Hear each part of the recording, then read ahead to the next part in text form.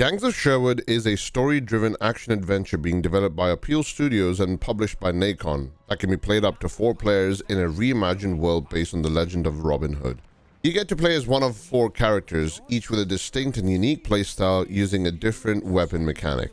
Appeal Studios is a Belgian studio that is composed of industry veterans, and they were recently acquired to be part of a publishing giant THQ Nordic. And outside of this game, they're currently working on a new game as well called Outcast: A New Beginning, a sequel to the 1999 cult classic Outcast. Robin is our main protagonist, who focuses on using his bow and some melee and acrobatics to pepper enemies with arrows or launching them into the air for finishers or juggling them even further. Maid Marion is your rogue/assassin type character, focused around her sword and daggers, leaping and grappling through the air to close gaps between enemies. Not so Little John is a pugilist with a twist, bringing a rocket-powered metal fist to the ringside. His combat is all melee-centric, with a focus on building a heat meter with each strike, allowing you to charge up for higher damage and faster heat meter build-up as well, with the heavy strikes utilizing the stored heat to unleash it in an overwhelming fire-based attacks that can focus on single targets, or, depending on how you build it, for AoE explosions. And finally, we have Friar Tuck, who wields a massive hammer and unleashes shockwaves of crowd-controlling explosions and AoE-based energy waves to crush the opposition. The game has a very interesting art style, focusing around the legend of Robin Hood, but with a twist. Think of it as Robin Hood set in a Vermintide/Hellgate London themed world where it's not truly medieval, but also has some elements of industry involved. It has a very arcadey style gameplay loop and is also a little bit faster paced than similar games such as Vermintide or Darktide. But unlike those two, Gangs of Sherwood is a lot more simpler in terms of upgrade trees, cosmetics, and abilities. In fact, I would probably put the combat similar to more Devil May Cry. The game puts you through 3 main acts that you run through the game's story, fighting a bunch of different enemies and elites, culminating in a boss battle at the end of each act, with a couple new modes unlocked after completing the campaign. One being a 30-wave Crucible style event, and the other being a boss rush type event. It also has 2 difficulty game modes, normal and heroic, for different challenge levels and loot. Now that you have a basic understanding of the game, let's talk about the pros and cons of the game and whether this is worth your time or not. The game is very light-hearted and fun, and features a very arcadey style game mode. The combat is fast-paced, and some may even compare the pacing and scoring system similar to Devil May Cry, where the more damage you do while avoiding getting hit drives your score higher, but fumbling a parry or dodge and getting hit knocks your score and grade down. There are some moments in the game that look truly spectacular, and the game does a great job of letting players focus on such vistas and taking the scenery on display. And the game also features a very creative storytelling system through the medieval puppet shows and collectibles.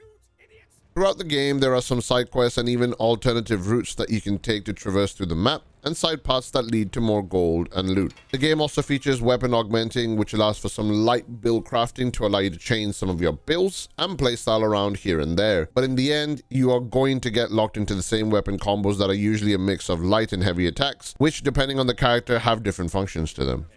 For example, you can have a build for Little John that allows you to build a heat meter really quickly and then unleash all bars in one heavy overheat combo, one of which is a Sagat style tiger uppercut. Doing that with all 5 heat bars filled and doing it as an overheat combo does massive damage, as well as absolutely yeeting the enemy hit by it into the air, which opens that enemy into attacks from your teammates, who can grapple hook on to latch on and do more attacks as well.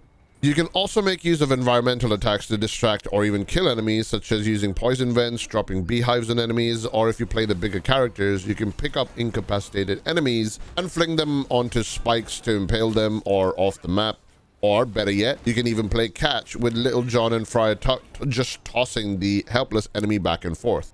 The art style and level design is also very cool. The dystopian steampunk style theme for the world, enemy design, and abilities give the game a really cool twist, and the cheesy but in-theme storytelling via dolls conducting plays also fits with the game, as do the collectibles that you can find through each mission in the game.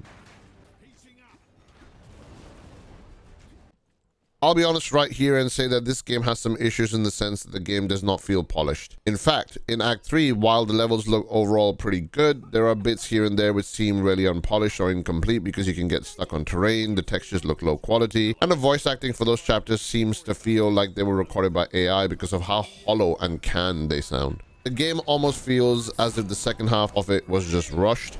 Maybe a difference of opinion between the developers, voice actors perhaps, which may have led to some different developmental problems. On top of that, for a game that is priced at £40, what you get as an experience doesn't really justify that price tag at all. And I wouldn't personally recommend this game. I would recommend waiting for like something like a half price sale, if anything, because given the quality of the game, that's the price it feels like, which is really a shame. Regarding the game, there is a serious range versus melee DPS disparity.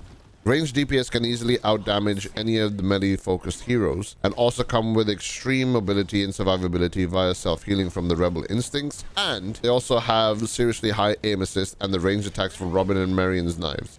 Meanwhile, melee-centric players result in you just trying to chase down enemies before the ranged DPS players nuke them out of existence, only for your melee abilities' basic tracking being absolutely abysmal, resulting in your combo finisher going past the enemy you're aiming at and missing them, doing a massive 0 damage and your combo wasted. The game features a customization system, but the system feels really lackluster. It doesn't have much to spend money on outside of 5, maybe 6 skins, which you have really high pricing to give the illusion of replayability, and the abilities can be unlocked while you just make your way through the campaign. You cannot farm or save money on one character to unlock items on another character either. Finally, the social system and matchmaking with friends seems to struggle when trying to connect and play with friends. It took multiple attempts and game restarts before I was able to join a friend's play session. Either the invite would bug out or it would not show up at all. Having said all of that, I should point out that I was playing on an early release version of the game, and potentially some of these issues such as the social system and matchmaking, and maybe even the balancing or melee lock-on issues could be resolved on a day one patch perhaps, but I wouldn't hold my breath. I just get the feeling that the version of the game that I played is the version that will be shipping on launch, and honestly, if that's the case, then it definitely is a shame since the game genuinely had a potential to be a lot of fun. That's all for this video. What are your thoughts on the game? Let me know in the comments below what you think, and I shall see you in the next one.